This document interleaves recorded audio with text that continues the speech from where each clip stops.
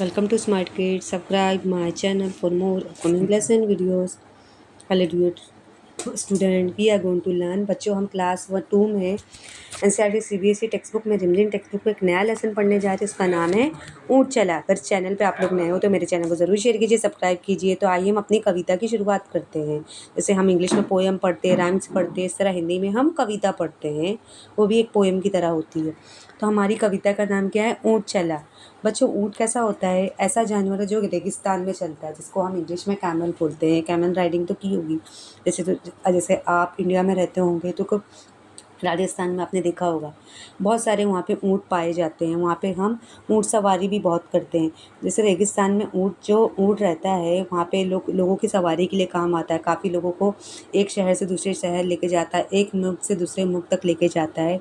तो आइए हम अपनी कविता की शुरुआत करते हैं। ऊँट चला भाई ऊँट चला, हिलता डुलता ऊँट चला। देखो ऊँट ऐसा जानवर है, मैंने बच्चों आपको बताया ना, सालों मतलब रेगिस्तान में रहता है, जहाँ पे पानी का बिल्कुल पता ठिकाना नहीं होता। पानी बहुत कम रहता है वहाँ पे। ऐसा नहीं, बिल्कुल पानी बहुत कम रहता है, खाने पीने की चीज़ें बहुत कम रहती है।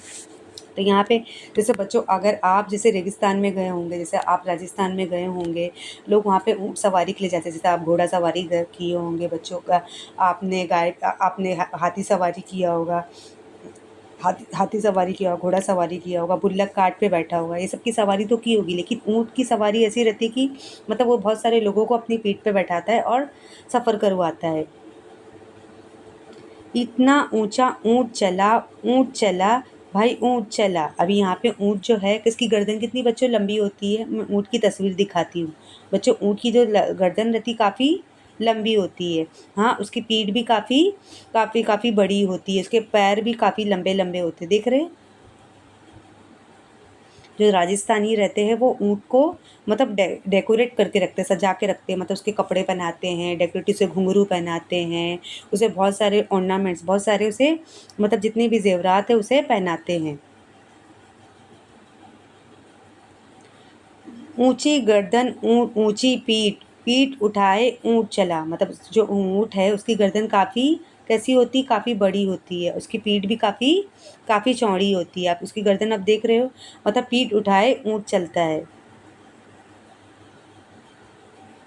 बालू है तो होने दो, बालू है तो होने दो, बोझ ऊँट को ढोने दो। बालू हो तो, जैसे ऊँट जो रहता है रेगिस्तान के मतलब रेत पे चलता है। रेगिस्तान के बच्चों रेत पे चलता है, मतलब बहुत सारे वहाँ पे रेत होते हैं, बालू होते हैं, बहुत सारी बारीक बारीक रेत होते हैं, बालू होते हैं। बालू मतलब बारीक बारीक, जैसे मिट्टी के जैसे रेत बालू हो, चाहे वो जो भी है, कंकर पत्थर हो, वहाँ पे वो चलता है। काफ़ी अपना बोझा उठाए हुए, काफ़ी बहुत सारा लोगों का सामान लिए रहता है और लोगों को भी अपने पीठ पे बैठा के सफ़र करता है। नहीं नहीं फिसलूँगा बालू में भी ऊँट चला। मतलब यहाँ पे ऊँट क्या कह रहा है? चाहे मेरे रास्ते में कितने भी बालू आए, कंकर आए, पत्थर आए, मैं उनसे डरने वाला नहीं हूँ। उसने लोगों को भी उठाया, कैरी किया है, लोगों को भी बैठाया है, लोगों का सामान भी लिया है, सब कुछ लेके वो सफ़र करने निकला है।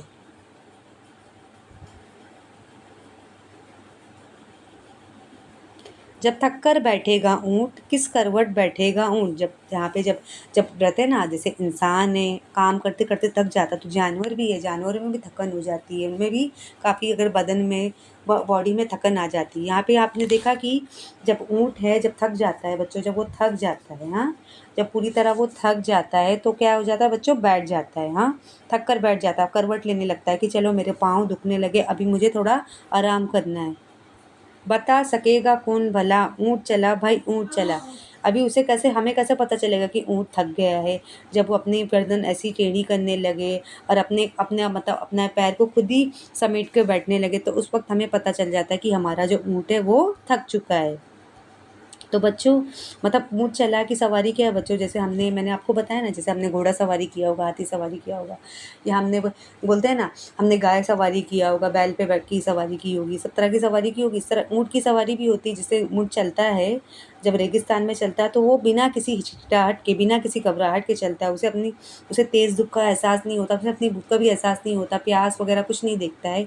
जब वो सफ़र करने का इरादा करता है तो वो तेज़ी से चलने लगता है। लंबी लंबी उसकी गर्दन होती है, लंबी चौड़ी चौड़ी उसकी पीठ होती है, लंबी लंबी उसकी टांगें होती है, वो तेज़ी से चलते रहता है। वो ये सब चीज़ें बिल्कुल नहीं देखता कि मेरे रास्ते में रेत आए, बालू आए, मैं मतलब जो भी उसने मतलब ठाना है कि मैं ये अपना सफ़र तय करके रहूँगा, लेकिन कभी-कभी उसकी थकन हो जाती है, कभी-कभी उसके जिस्म में काफ़ी थकन हो जाती है, तो वो खुद ही समेट के अपने पाँव को समेट कर खुद ही बैठ जाता है। हाँ, कि इस अब मैं ज़्यादा देर और ज़्यादा रास्ते में और नहीं चल सकूँगा। तो बच्चों मुझे उम्मीद है ये कविता आपको पसंद आई होगी। Thank you.